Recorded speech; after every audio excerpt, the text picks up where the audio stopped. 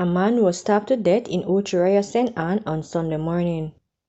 The deceased has been identified as Omar Walker.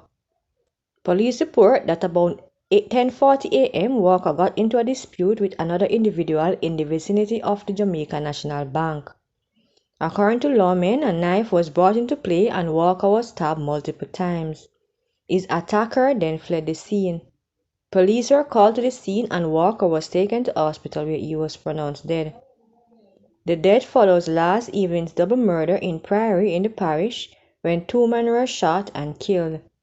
The police are investigating both incidents. Police in St. Anne are seeking the public's assistance in identifying a man's body that was found in a house along Main Street, Ocho Rios in the parish on Sunday. The body is of dark complexion, medium build, and appears to be in its 70s. It was clad in a dark blue shirt and black and white underwear, the police said. Reports from the Ocho Rios police are that about 9:04 p.m. a citizen stumbled upon the body and alerted the police. On their arrival, the body was seen lying on its side in the house with multiple wounds to the head. The scene was processed and the body was removed to the morgue pending a post-mortem examination. Police are urging anyone with information that can assist the police in identifying the body to contact the Ocho Rios police station. A 16-year-old boy is dead and another is nursing injuries following a motorcycle accident in Belmont, Westmoreland on Sunday afternoon.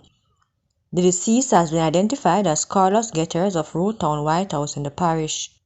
It is reported that Getters along with the pillion was heading in the direction of Savannah when upon reaching a section of the roadway, Getters lost control of the motorcycle, veered right and collided with a Mitsubishi Prado that was heading in the direction of White House. Both Getters and the pillion fell from the motorcycle. Getters died on the spot while the pillion was rushed to Savannah Public General Hospital. Getters' grandmother, Sylva Getters, told Observer Online that her grandson was due to celebrate his birthday in a week.